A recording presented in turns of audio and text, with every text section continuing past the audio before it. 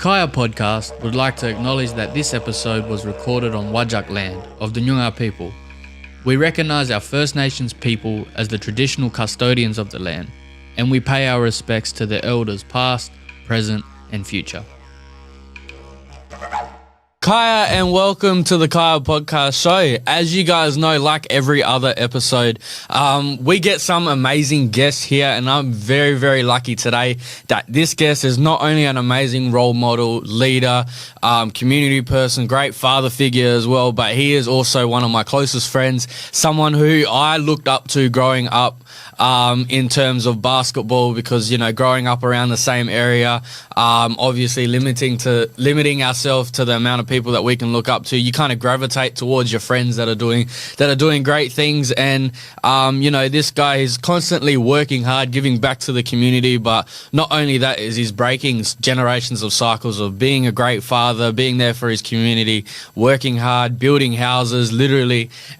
Please welcome Spencer Alone Jnr. Spencer, what's going on, man? Thank you, brother. Otherwise suspense. No, that was a wicked intro, man. Appreciate it. Thank you, man. I've worked on it for a while, because we've been meaning to get you in for a very long time. So welcome, man. You wanted to be the first ones here back in November, I think. Yeah, look, you was definitely on the very first original list for the podcast, and then, you know, before that I tried to get you on my OnlyFans, but we had, you know, a little bit of trouble, obviously, with being married up and stuff. That was a bit hard to do, but no, like, obviously when we talk about NBL 1 and you know, in sports in general, you have a very sporty household, don't you?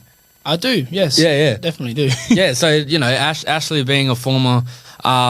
Sharp being a former Fremantle player than yourself, with over, you know, in the NBL 1 and SBL system, like, does it get that competitive? Because she can ball too. She's a basketballer too, so. Yeah. Well, to be honest, sometimes me and Ash, we did play one-on-one. We haven't played in a while, but when we do play, she does get competitive. A couple of elbows get chucked your way. Yeah, she brings that physical side in a bit of yeah, stuff that. She can keep that on. She can keep that. No, they're different, man. And so do you guys ever get any like type of rivalry where you ever come off the court and she's like, "Hey, Spence, you got to watch this and watch that," and you're like, "I'm trying, like, leave me alone," like, or something. What, when I'm playing? Yeah, like when you're playing, or even like domestically. Sometimes she'll say, "Why aren't you shooting the ball?" Yeah. She still sometimes she's like, "That bloke can't guard you." Yeah. It's like sometimes she puts me in check when I'm not focusing on basketball court. Yeah. No, that's wicked. That's wicked. Have you guys always had that sort of level of community, or did you have to like find that communication? Both our competitors, because I'm the same with her in footy. I said, you can smoke these girls whenever you want. You're probably one of the best kicks on the field. Yeah. So, you know, start playing properly, I know. Like, yeah. So, you know, they start pulling their finger out and start playing properly. Yeah. No, that's wicked, man. And so, and I seen little fella, he's just started his on-field stuff, his on-footy stuff. Yes, little Spence. Unfortunately, you got him in a Sydney jersey. So, he's got him in the Swans jersey. Well, that's the only jersey we could fit him. Like, right. He grew out of the Dockers jersey. It just happens to be your team. Yeah. I bought that literally like last year. He couldn't fit. I was like, wait till we grow into it. Yeah. So it fit perfectly now. No, that's wicked. You see him going on that on the agility ladder, aren't I? Man, the way he just jumps over the ladders, that was just the cutest thing I ever seen. Jumps higher than me, man. Yeah, he got a vertical. Nah, that's wicked. That's wicked. So let's talk basketball while I've got you here first and foremost. You know, over 50 games of SBL and NBL 1 played. You know, I think we just ticked over 75. Yes, 75 games is how much I racked up. To be honest, it should be more, but yeah. So it's interesting, because how many years have you been in the system? Because I remember, you probably don't remember this, but I remember it. I remember being under 18s, and at Kalamunda, I think, because I didn't start playing until under 18s, like in the wobble system and stuff like that. Right. And I remember me and Carl, Carl Aylett, Cooper Lowe, we were all on the same team at the time. Yep. And we're playing on one side of the courts. You guys are training on the SBL courts at the time with Travi and all that on the other side, and we used to see you guys every now and then when we'd come by. You got the massage tables, like, oh, that's where the elite guys are playing, and, and I used to see you there and watch you there, and then come to games. So you've been in the system for a very long time. Yep. I think 15. So I'm 27 now. 12 years I've been in the system for. Yeah. What's some sort of, have you noticed? Is there a big change between like when you first started, what you kind of expected the league to be, and then where it is now? I think it was going to be a big league where we did play under the NBL, like the league itself, because it was SBL and that was just a WA thing. Now all the states can combine into NBL 1 now, which is great to see, which is a huge step in Australian basketball. Times has changed. I've seen a lot of opportunities, especially in the Indigenous community. Some of these athletes are coming up and they're finally getting some chances, which is great to see. Yeah, that's it. It's still hard because obviously you leading the way after 12 years of being in the system, you would have seen so many talented athletes come and go, like the ones that and it's not always for the reasons that a lot of these clubs expect, which is or what they think it is, which kind of it pisses me off sometimes because you got guys that come in and they're just not supported, or they've earned the opportunities. They've earned opportunities that they're not being acquired yet. Yeah. Like they've earned the right. They're obviously more talented, but because they, for whatever reason, aren't part of the system or something like that, a lot of the clubs turn them away or something like that. And unfortunately, it's not just one club that's been like that. It's across the whole damn league, and I'm getting fucking sick of it. I agree with you. Like you said, you can get these talented players, and they just don't have the support what they need. You don't know what they've been through. Yep. Yeah, they can ball. They have talent, and they might be having struggles with themselves. You never know what people are going through. Yeah, and to turn away like that, it kind of mentally, like, just think themselves they're not good enough when they are. They're good enough. They deserve where they need to be. And it's a hard thing, especially when, like, from an athlete's point of view, putting in all this work during the off season. You see the support that imports get. This is just an example. So if an import comes into the league, they're automatically, all right, here is a job with the club coaching. That's your hours to earn your money. Here's, a car from our sponsors. Here is a house, paid for by the club. Obviously, you get paid by the club to live yourself. And it's like, man, if any other player had that type of, any Indigenous player, doesn't have to be Indigenous, any player had that kind of support, they're going to, not easily, but they're going to drop and 20 points a game. They're going to play extremely well, passionately. They're going to train off the radars because of that support that they've got from the club. And I don't see anyone really doing that for any Indigenous player. Like, I'm hoping Geraldton are doing that for Johnny now. Obviously off the back of back-to-back Six Man of the Year, then Finals MVP, and like even that year, last year, to get the Finals MVP. Halfway through the season, he still wasn't feeling much love from the club, and feeling that supported and wanted to leave. And then it's like no matter what level, whether you're coming in from under 20s, whether you're 25 and halfway through your career, or whether you're one of the older guys who's should be a veteran leading the team right now, there's just not that much support from the league. Yeah, like you mentioned, Johnny was always chopping and changing with football up there as well. I'm glad that he stuck with it because, look at him. Great final MVP. I think he got NBL 1 All-Star team when the Nationals was here too. Yep. Such amazing to see. It's wicked. It's wicked to see, especially, all us mob. It's like if one black fella makes it, it's like it feels like we all made it. You know what I mean? Oh yeah. Even like Kiya O'Donoghue, like I don't see too many people in the league guarding him. And man, Kiya is, to be honest, he's a freak of nature. Oh, he does my head in, bro. He's so calculated. Yeah, like he's so because he can shoot, he can get to the rim, he's athletic, he's smart, he can pass, and you can see like his brain just ticking over. And if you're on the other team, if you're on his team, that's cool. It's cool. Give him the ball when defense is watching Kiya. Cool, then I can get my shots off. But if you're on defense and especially if you're guarding him, man, you got to play up on the three. You've got to watch for his drive. Like he's a headache to guard. To be honest, it's annoying, bro. We respect your game, guy, but you're a headache to defend. He knows it though. He knows it. Like, but one of the nicest blokes going. But one of the things I wanted to touch on is how something that happened last year, because we've all us been on mob that have kind of grown up together and have who are now adults.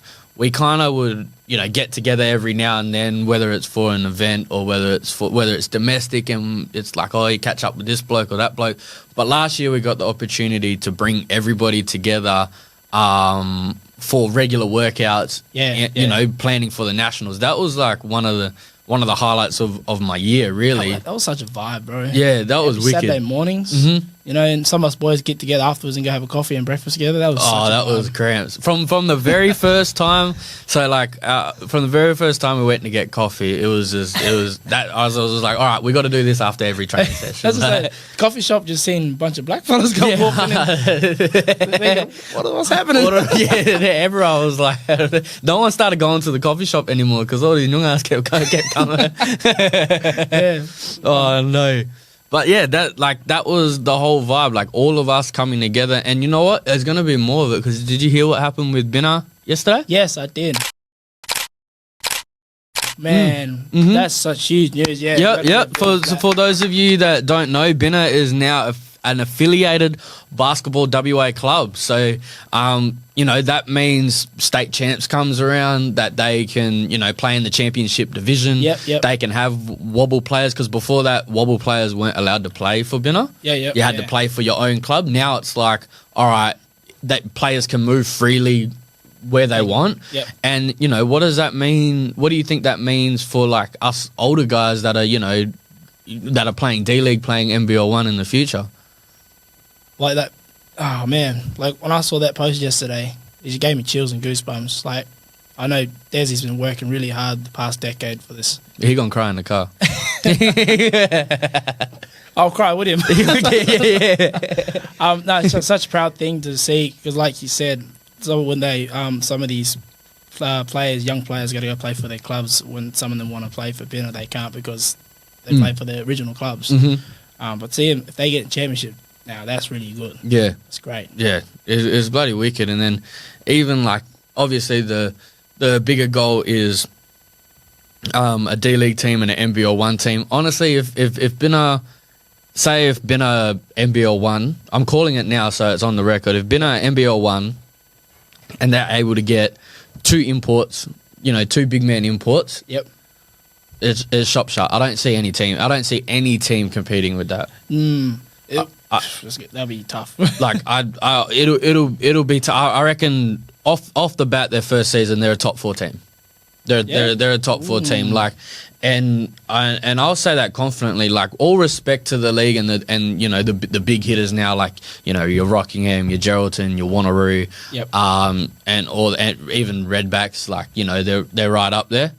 They're not messing with Binar's chemistry, bro. Nah, well, like you said, those Saturday mornings with all us boys we play together with, it's dangerous. It's so dangerous, and we know how each other play. Yeah. So well, like we've all been part of the system where we know what defenses are looking at. We know what spots we've got to get into. It's not just free basketball. Yeah. Like, it's not freelance. Yeah, and that's what kind of frustrates me with a lot of these coaches that coach these kids now, is they see Binar as street ball. Yeah. And it's like, Binar's not street ball. Binar is just fast paced. It's a different style of basketball. It's more closer to like the US style of basketball where, Binar, we respect the one-on-ones. If guys are going at it, it's like, hey, you guys go at it. Yeah. I'm still going to get to my spot. And if you don't have it there, then all right, we've got an action on the weak side that we can go into. It's not basketball. there's a little bit of freedom, but there's also structure to it too. Oh yeah. We like I said, we understand each other. We know how to play. Mm-hmm. Yeah. We know who needs help and who doesn't need help. We know when to take one-on-ones and when's the right shot, when's not the right shot. Yep. Exactly. We know different defensive coverages. We know, all right, this guy's going off, so let's pick him up full court. This guy can shoot. Let's run him off a 3-point line. Like, it's not just like, all right, let's just play pick up basketball and run it. Like that's where I think Binar needs a little bit more respect, especially like the older players going at it. But it's cool to see how many of us are actually are still not only playing in the league, but how we've developed in the league. Like when I talk about when I try to think about one of the most experienced guys and stuff with Binar, I think Effie's right up there with, being there from the start, and even seeing him yesterday, because Binar's now do Aussie hoops. With all the little kids, that's all the grassroots, seeds, not even soil, like basketball, and Effie just has a way with the kids where he's such a leader, eh? Yeah, such a great leader. Such a leader. Funniest bloke gone. But even seeing how he's developed into where he is now, and then you've got guys like Troy. You've got guys like yourself that are valuable players still giving back to the community, and that's what it's all about. Don't forget yourself, brother. You're valuable too. You always give back. Nah. When I'm not falling on my face, like, right. But that's what I mean. Like, Binar brings so many people together. I mean, even seeing the Rhinos and the Sudanese mob and the Somalian mob and a lot of the West African mob coming together, they fight a lot of the same battles that we have to fight in terms of recognition, in terms of breaking into the wobble system or the NBL 1 system, and then how they play, how we play, and us coming together. I think that's something to take our hats off to as well. That's often overlooked. There's those sort of clubs like coming together and stuff like that. But yeah, we can talk basketball all day. That's why we can, definitely. We can talk basketball all day. But let's talk footy for a bit. Who you got for this year? Oh, this year, man, I'm biased, but I'm a Sydney Swans supporter. We did the best recruiting off season, so I reckon we could finish top 4 easily. If not, we could be the minor premiers. I know. Yeah. Well, I mean, you got robbed. You got a little bit robbed last year. Against Carlton. Yeah, those 2 goals on the line. Yep.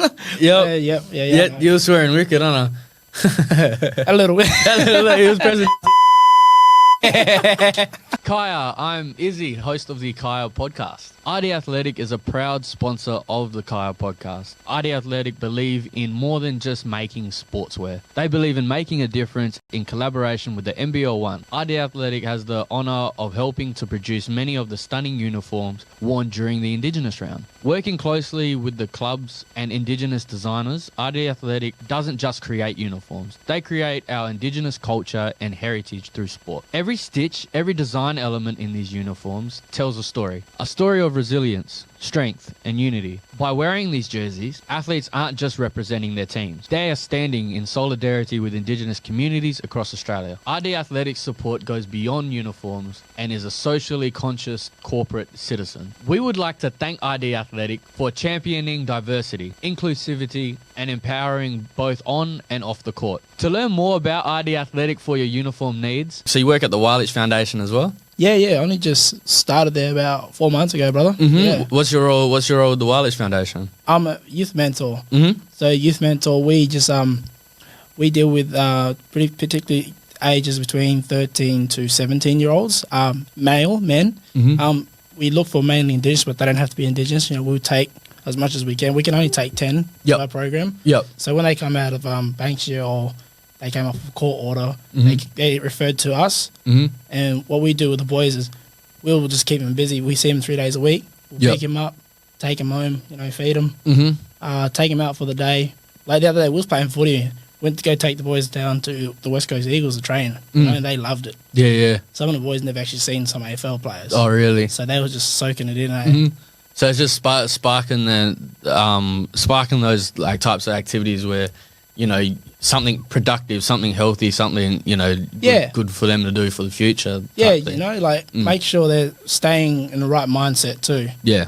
Make sure they're not in the bad area what they're trying to do. Because, we don't, like I said, you don't know what these boys are going through. Yeah. Like, they look forward to coming to us 3 days a week. Mm-hmm. We pick them normally at 8:30 morning. Some of the boys at the front waiting to be picked up already. That's wicked. Yeah. That's wicked. It's like something good to look forward to. And that's a big testament to yourself, man. It's a big testament because, I think a lot of these times, a lot of people are very self-absorbed, and you're quite the opposite. Like you're always willing to give, always willing to help, and then for them to actually look forward to, seeing you pull up because they know, it's going to be a good day. It's going to be if I'm hanging out with this Spencer fella from Wildlich Foundation, it's going to be a good day. No, it's so good. We break down the relationships, man. They just get so comfortable with us. Next thing they start talking about personal stuff. Like, we can't say what they're saying, but they start. That's how comfortable they get around us when they start seeing us often. Yeah. And those as like young black fellas, that's our therapy session there is with brother boys and stuff like that. That helps. I think that helps more than if you were to sit them down formally and then talk. Lay them on a couch with a notepad saying, all right, what's on your mind today? Like, that's when we really kind of close off and attention span just not there. If you go for too long about something, like sitting still and just reading books or doing something in the classroom, they lose their attention. You got to keep always engaged at all times. Yeah, and that's the thing. You got to keep it. You got to be able to be flexible. At the end of the day, it's not hard to have a yarn with someone, but you just got to be real about it. You can't really be too formal, but then obviously once you get back to the office, then you got to take notes down and all that sort of stuff. To report what we did with the day. Write down. This little fella swat me today. Yeah, that's wicked. So you've been at the Wildlich Foundation for just going on 6 months now. Yeah, about 4 months. About 4 months now? Yeah. Mm-hmm. Yeah. So before that, I was at the Institute of Digital Wellbeing and Sport for about 3 years. Oh, yeah, yeah. Formerly known as Noongar Sports. Mm-hmm. Yeah. I was there for about 3 years. That's a good place to work. And that was doing you did a lot in the community. I seen you guys did a lot of after hours basketball programs and stuff as well. Yeah. Beat ball. Beat ball? You did beat ball? Yeah. Yeah, that was at Mariboka and Coronado. Mm-hmm. Also Northern a bit too. Yeah, so that's if you guys don't know what beatball is, then you've been living under a rock. But beatball is like a night initiative where kids get together and both Indigenous and non-Indigenous organisations come together in support of giving kids something better to do on a Friday night, rather than go hang out in the city or go hang out at the shops or something like that. But actually come together, play some basketball, listen to great music, eat some healthy food. Yep. And that sort of thing. So you did that for a while before you did the transition over to Wildlich? Yeah. I mean, it was a tough choice, but I had to do it. Yeah. No, that's good, man. So, while I got you here, I want to also touch on a little bit about being a father of two now. How's that been? It's an amazing feeling once you're a dad, man. To be honest, it's no better feeling. I'm thankful, Ash gave birth to two beautiful boys, She's a great mother. But being a father, after a long, hard day of work or coming back in, just busting your ass from training and seeing your kids, it's no better feeling. Seeing your kids with your partner, no better feeling. That's what's breaking these cycles down and these stigmas and these stereotypes, you know what I mean? Like, you're working full-time, you've just built a house? Or 2 years ago. 2 years ago. 2 years and a bit now, yeah. Yep, just built a house, father of two, over 75 professional NBL 1, SBL games as well, man. That's something that needs to be applauded on its own, man, and also needs to be recognised. And you've got to recognise that yourself sometimes as well. How awesome that is. Yeah. If you asked me this 10 years ago where I'd be, I wouldn't know. You just don't know. If you just keep working on stuff and what you want in life, you'll get it eventually. Just little bit by little bit. So what's some, obviously you seeing the league, what's some ways the league can improve the way that how can the league improve their mentorship of Indigenous players? I've always, I've always asked this question with my old man, my father, my dad, Spencer Alone Jnr.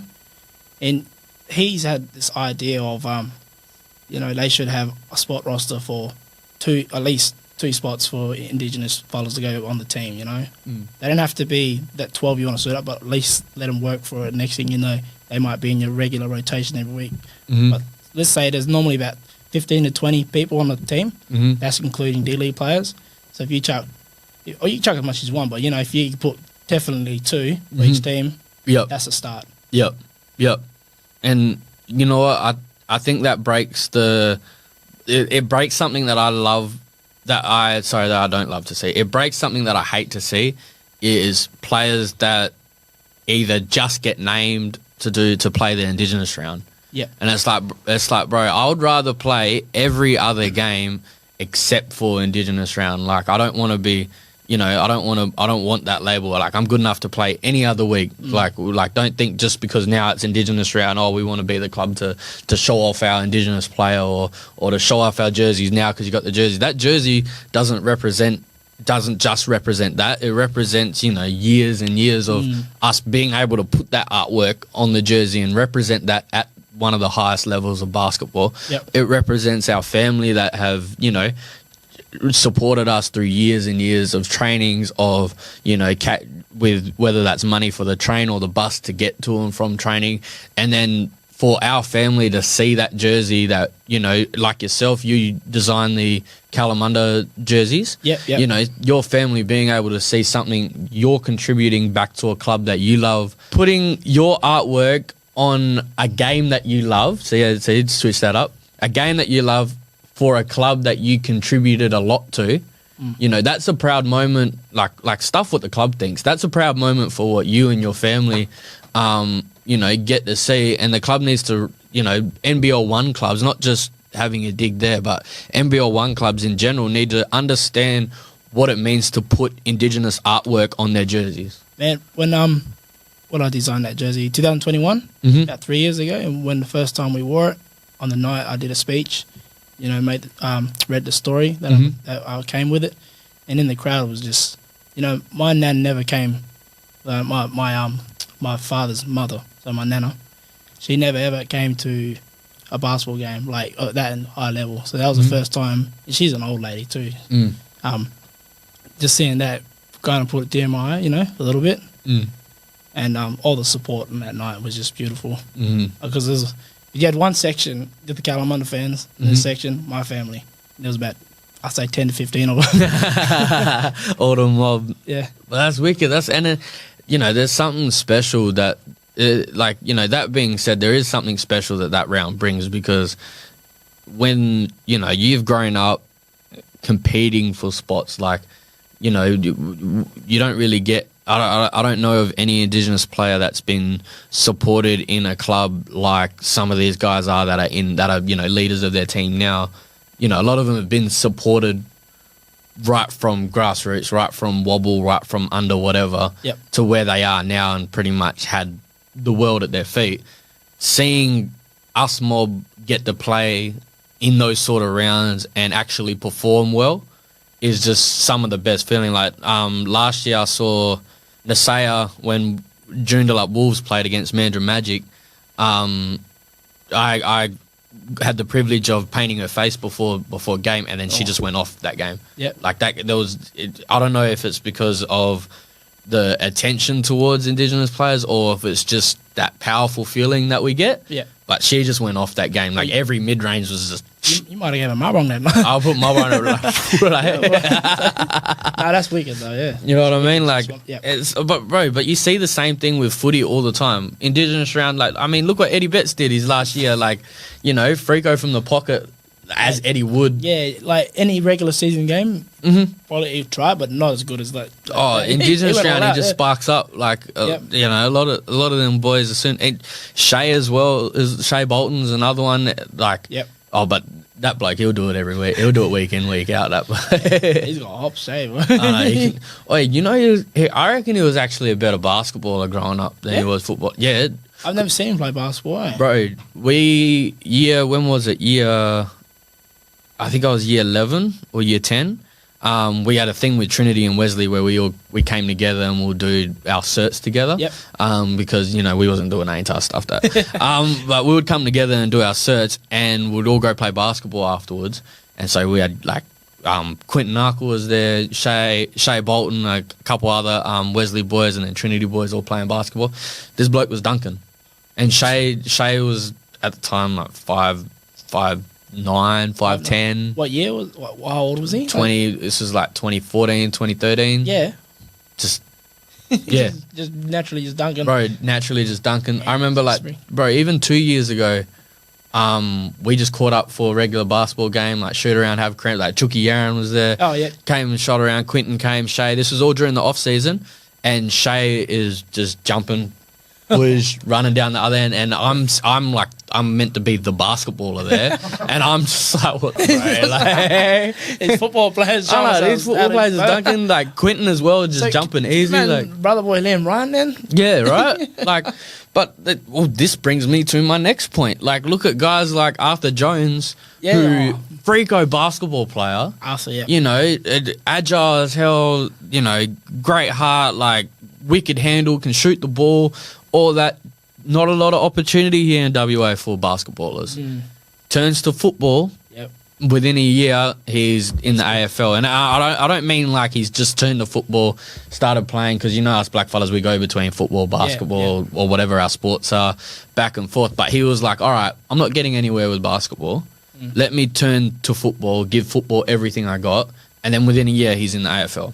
See, that's the other thing, like, no opportunities, like big opportunities in basketball. It's just quite heartbreaking, To be honest, Johnny Knuckles should be in the NBL. He should be on the spot in the NBL. 100%. 100%. I've heard, I don't know how true this is. I've heard it from multiple sources, but NBL clubs are actually, like you said, with NBL 1 clubs, with the idea that your dad, that Uncle Spence had. Yep. I don't know how true this is, but I have heard that NBL clubs are allowed one Indigenous player as part of their roster that's not a part of that set 12 or set 15, whatever the set is. Yeah. Where it's pretty much like having an extra player for free, but not they don't take advantage of that. Yeah. Of that. Like if you think, man, I just don't see why he's not in the NBL, to be honest. Well, like you said, you watch NBL, we watch NBL. What's his name? The fellow from Illawarra, Hickey, Will Hickey. Yeah.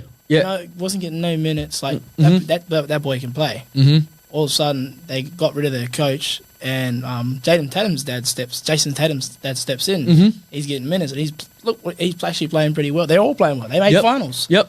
So it's like. Let the boys play. Let them play. Let them play. Play. I'll play. Big fun. Big great Carly. I'll play. I'll play. He might be at WWE tomorrow. He might be at WWE tomorrow. Oh man, I just got this feeling like The Rock's there. The Rock. The Rock has to be there, bro. Like, are you going? Are you going to? Yeah, yes. I actually got my tickets as soon as they released them back in like September or whatever it was. You a big wrestling fan? Not as lately, but as a kid growing up, yes. Growing up? Yeah. John Cena, Triple H, Shawn Michaels, Undertaker, Stone Cold, Randy Orton, Rey Mysterio, even the old school wrestlers. Hulk Hogan, Dad. I remember seeing Hulk Hogan at the Dome when he came. Yeah. And oh man, that was wicked. Big nigga, bro. No, because I grew up with 3 sisters. See, I'm the oldest boy. Yeah. And I used to do wrestling moves on them growing up. Jump around, yeah, I used to put them in Tombstone. Jumping off the couch, boy. Yeah, thank you for bringing that up too. So we're just talking about the Barry Cameron Carnival. How long has that been running consecutively? Because that's one of the biggest carnivals in the state. Yes, this was the fourth one, I'm pretty sure. Mm-hmm. Yeah, the 4th one. It's immortal to his name, this is what he loved to do. Mm-hmm. Basketball, coaching kids, seeing kids having fun, and also adults just competing, having fun, Yeah. We all family, but we on that court, we compete. Oh, yeah, yep. Oh, bro.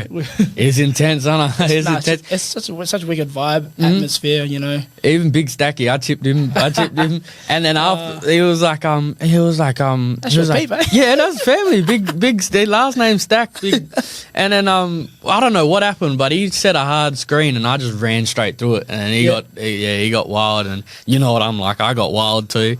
And then, after the game, we hugging and laughing and having cramps and stuff. And then, that's the love though. Like, off the court, yes, family love. On the court, I'm killing you.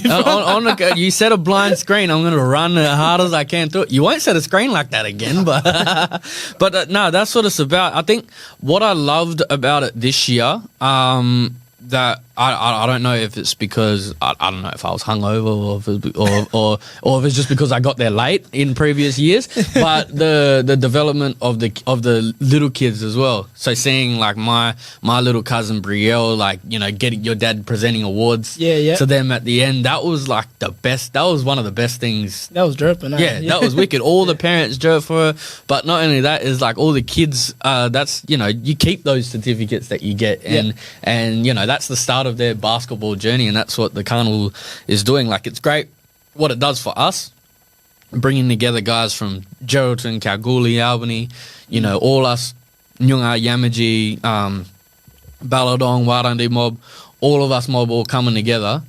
But not only that, it's what it's doing for like the grassroots as well. Like, and seeing Indigenous organisations all coming together, and Indigenous people all coming together in just for the love of basketball. That's the thing, man. I don't know how mum and dad, they have all these connections across WA, and they just get these mob year in, year out coming down and supporting our carnival, which they obviously respect and love it, you know.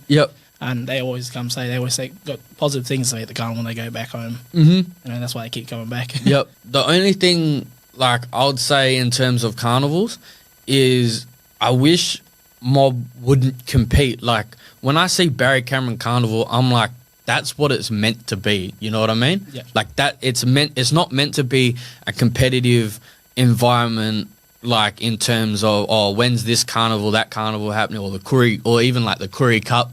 Like, let's make each carnival the best it can be and put our mob on for showcase. Like, I reckon it's getting to the point where it's like, all right, we want off-season coaches, you know, in terms of like the under-20s, in terms of the under-25s, come and watch. And even like the veterans games, you know what I mean? Like how fun it is there seeing the oldies get out. That was wicked. You know, like that's what it's about, is that having that community. We got the young, the middle and the old all playing basketball. You know, when the grand finals were happening, I think everyone was interested in that veteran grand finals. Just watching the old fellas run around. Old Nana Murray Wally, she was there running around, and you know, all them oldies, they still move, man. When Desi knocked that 3-pointer to put it overtime, they didn't pass the ball back. No, he got him into overtime. He never touched the ball. It was one of they said, nah, you had your fun now, making us look bad. Well, see when Desi thinks he's like older, like he is an elder to or like older fella to all us mob, but then he goes and plays against all them, and he's like the youngest player on the court. Makes him feel young. Makes him feel young with his two-handed jump shot. with his. I think what was a big success as well for that carnival this year, it got NITV. Yes, which is great. So we had Kieran Cox come down. Brother Boy came down, filmed it with his crew. That was dirty. That was wicked. That's wicked, and that's a big testament to Kieran as well. So Kieran, I hope you're watching, Kieran, because you're next coming in here. But that's a big testament to what he's doing as well, and you know, putting those stories that, you know, not putting them on the map because they're already on the map, but just giving them a platform to kind of be like, hey, you guys know this happened, you know, we're doing this. Like, I mean, when I was having mental issues, health issues last year in NBL 1, I just not stopped playing basketball, but I just stopped like playing NBL 1 completely. I just called it off for the rest of the season because I was just going through some mental health issues, and obviously health comes first. Let's talk about that. But what thing, Kieran, this is the story about Kieran. I think I was watching my sister play against East Perth, and Kieran was commentating that game, and he mentioned something about my name, you know, and he says he said something. Haley Alone is a good 3-point shooter, but her brother's amazing 3-point shooter, you know. And he said something. I don't know why he's not getting chances to play this season. It's just stuff like that. Just like I can't answer the questions for you, you know. I can't answer if I don't have the answers for you. It's a shit and a good feeling all at the same time, because it's shit like you said, I don't have the answers for you. I'd love to play. I know I'm more than good enough to play, and I know that, and you know, it just is so shit that I'm not. But then it's a good feeling in a way, like, thank you for recognizing that I'm one of the best shooters. Thank you for recognizing that I can play. You know what I mean? Not only him, I was getting recognized from guys I see in the league, like on the outside of, you know, the outside of basketball. Mm-hmm. They say the same thing. Why aren't you playing? I'm like, I don't have the answer for you, brother. I'm just not playing. You know. Mm-hmm. Mm-hmm. And it's I'm going through that exact same shit now. It's like, bro, I don't know why I'm not good enough. I don't know why, you know, teams aren't valuing what I bring to the table. And I guarantee you, I've seen you to put in work in off season, man. Oh. You know, we do the stuff like this, and we still don't get recognised for our hard work. Mm-hmm. So I just don't know. We don't have that. You know, like I said, we don't have the answer to your question. Yep, and then it's kind of is really disheartening when you see these max contracted players not rocking up to training or coming in 2, 3, 4 weeks before the season starts. Yes, and it's like we've got to earn this trust from the coaches by November, December. We've got to keep that all the way till March the following year. Yep. And then if you make one mistake, you're out of the system. You're back on the end of the bench. You know what I mean? And it's like fuck. You work so hard to get garbage minutes, and then you make the tiniest little mistake, or someone else messes up on rotation, and then you get blamed for it. That guy back to the end of the bench, and it's like, why aren't you shooting the ball? We need you to shoot the ball, and it's like, well, you.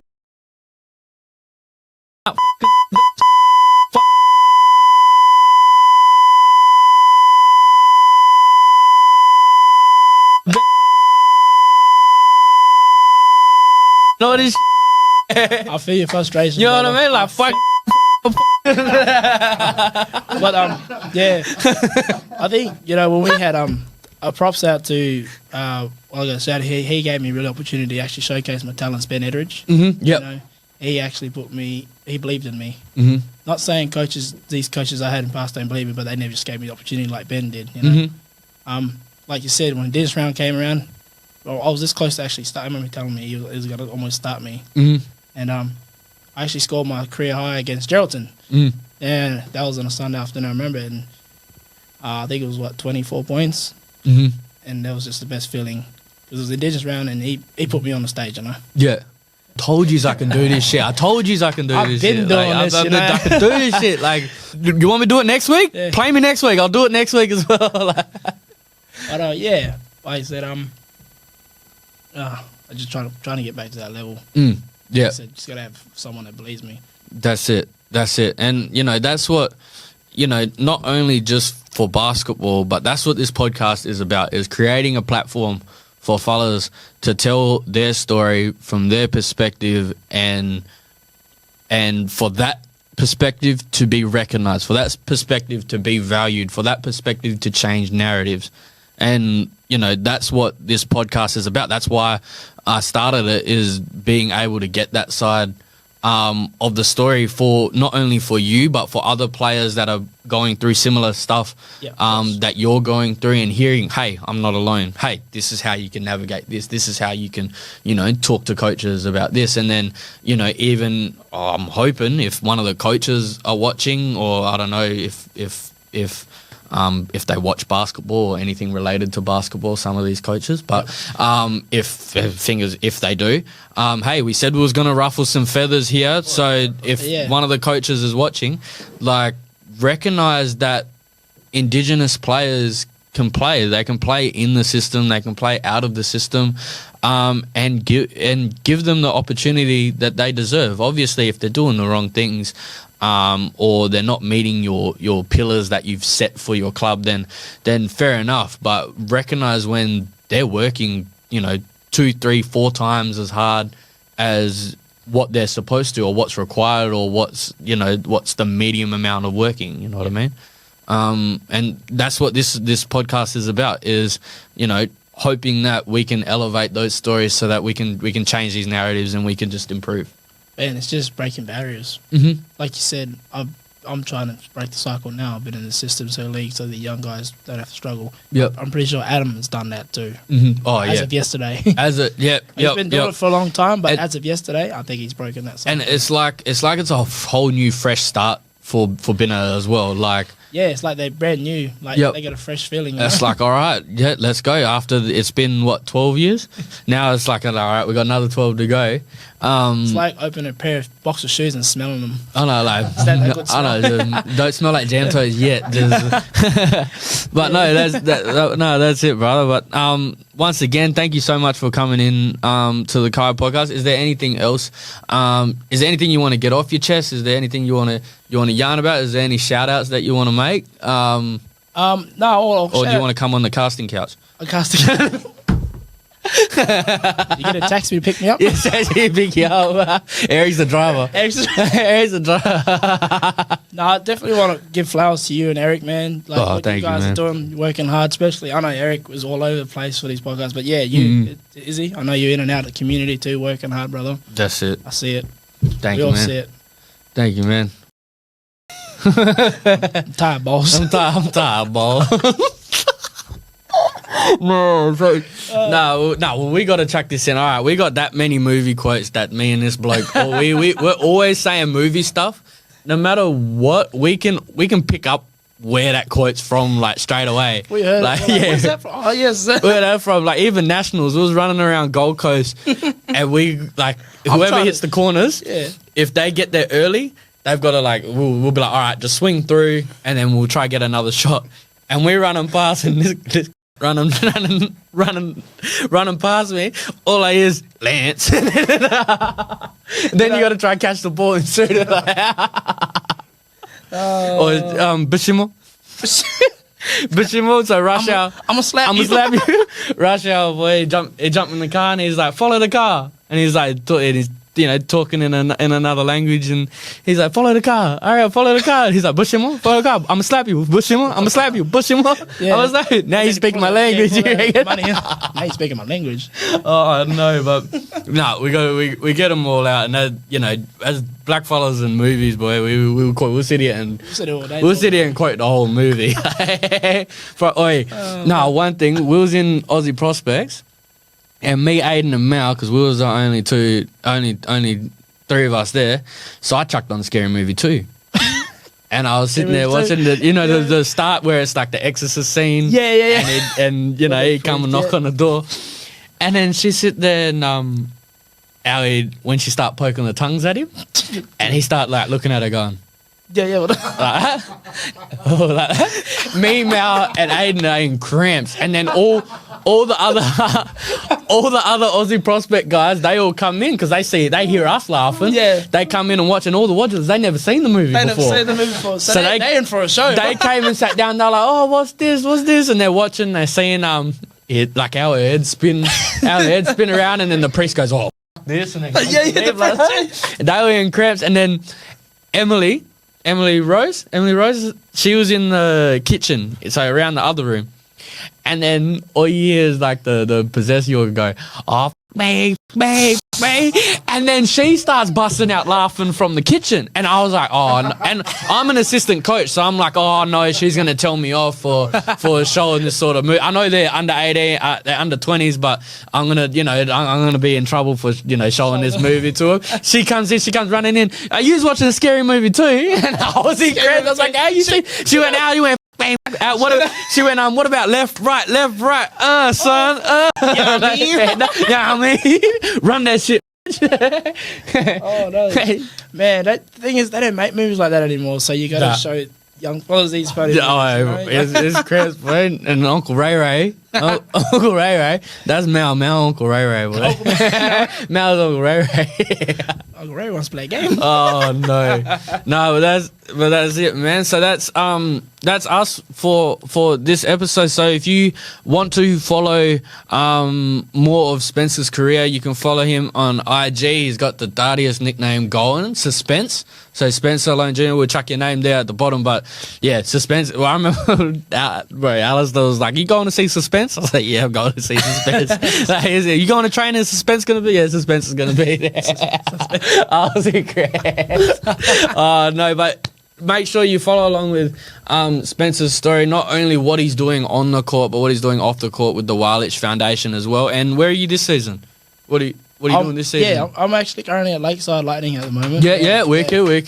Wicked. So jumping on the court there, I know Mike's taking care of you down there, and big Officer Frank. Frank Johnson. Yeah, be the student. Officer Frank. Man, he's a wicked coach. Such great guys, such a wicked vibes to be at, man. Yeah. Like, you're welcome to take the Insta button with you down. If you swear on the court at Lakeside, you get text straight away, man. Well, no cussing. No cussing. If you want to change your vocabulary, go play for Lakeside. They'll make a man out of you. Mulana. They'll make a man. Oh, no. But, yeah, so if you want to follow along with Spencer's career as well, and definitely keep an eye out for this man, not only on his social, but on the NBL social and on the NBL One app as well, because I have no doubt that once you are on the court, that you're going to deliver. We see that week in, week out, and like we said before, all we're waiting for is that one coach to actually believe and actually give, not even give because you deserve it, is to actually just put in that effort to develop you as not only a player, but as a leader and as a consistent leader on a team. Because I feel like once that happens, then straight after that, you're off to the races. After that, sky's the limit. So so as soon as that happens, man, then we can run back this podcast. We can do take a look back, take two. But I'm definitely keen to get you back for some more, especially we've got some talks with Sun coming in and doing another podcast and bringing a few of his footy mates in with that. So definitely stay tuned for that. And, anytime you want, brother, doors always open, always coming for another episode or help me interview someone else, man. It'll be cramps. Every weekend, we can get someone in here and we interview them both. Yeah, we'll interview them both and then we'll do the casting couch after. Oh, no.